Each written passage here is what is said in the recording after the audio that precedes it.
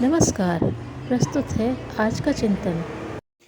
प्राचीन तथा अर्वाचीन काल में जितने भी महापुरुष हुए हैं, सभी ने भोजन के शुभाशुभ तत्व को अनुभव करके विश्व को प्राकृतिक भोजन करने की शिक्षा दी है। कहा भी है, मनुष्य जैसा अन्न भक्षण करता है वैसी ही उसकी बुद्धि हो जाती है।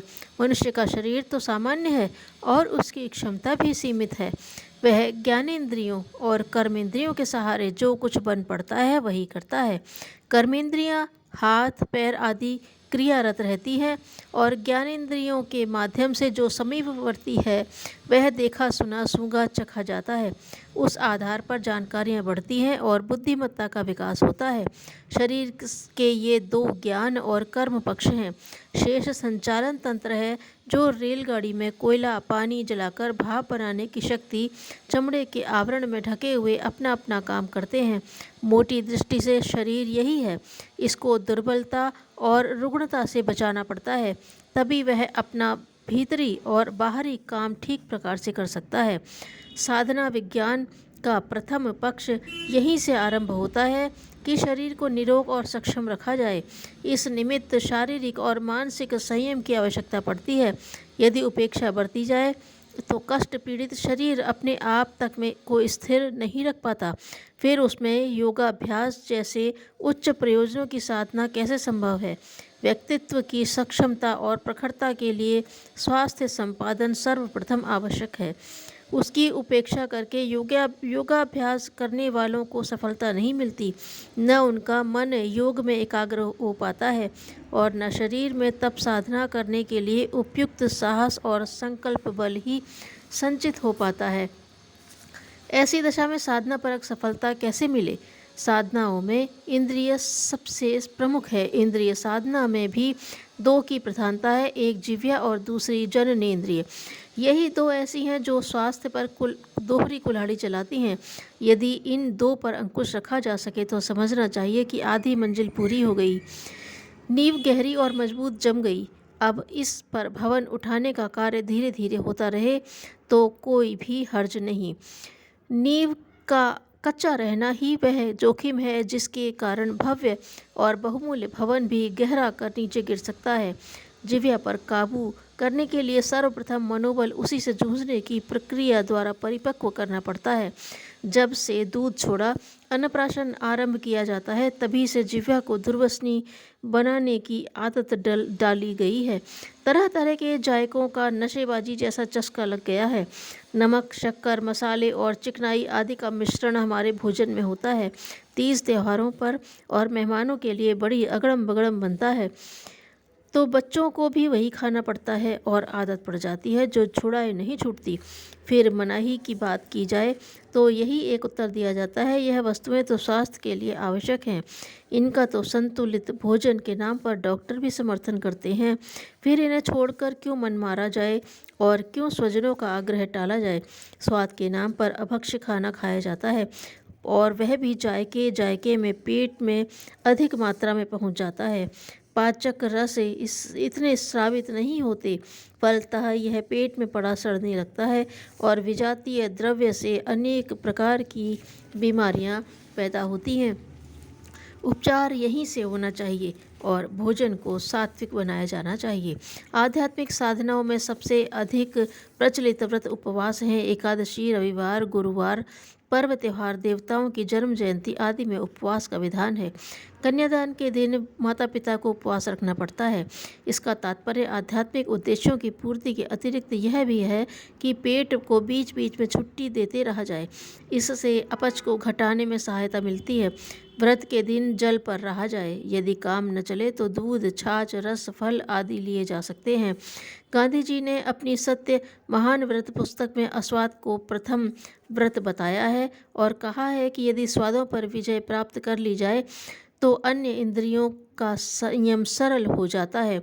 अस्वाद का तात्पर्य नमक छोड़ना ही नहीं, शक्कर चिकनाई मसाले छोड़ना भी है, क्योंकि ये सभी मानवीय संरचना की दृष्टि से अखाद्य हैं। इन्हें छोड़कर पेय स्तर के पदार्थ लिए जाएं।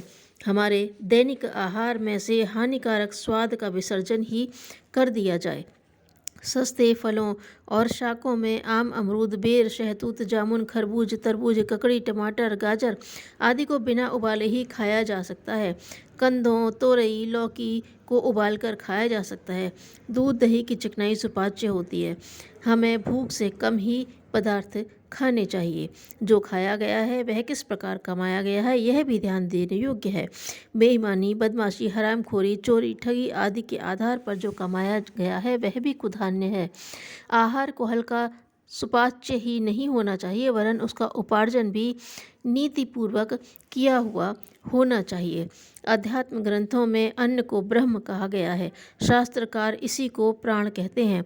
आहार प्राकारांतर से जीवन है। साधक के लिए सफलता प्राप्ति का मार्ग एक महत्वपूर्ण मील का पत्थर है। यदि इस देवता की आराधना ठीक से प्रकार से की जा सके तो शरीर को आरोग्य, मस्तिष्क को ज्ञान विज्ञान, अंतःकरण को देवत्व का अनुदान, व्यक्तित्व को प्रतिभावान एवं भविष्य को उज्ज्वल संभावनाओं से जाज्वल्यमान बनाया जा सकता है। तैत्तिरीय उपनिषद में ऋषि कहते हैं कि इस अन्न रसमय शरीर के भीतर जो प्राणमय पुरुष है वह अन्न से व्याप्त है। वह प्राणमय पुरुष ही आत्मा है। जैसा खाए अन्न वैसा बने मन वाली उक्ति बहुत ही सारगर्भित है।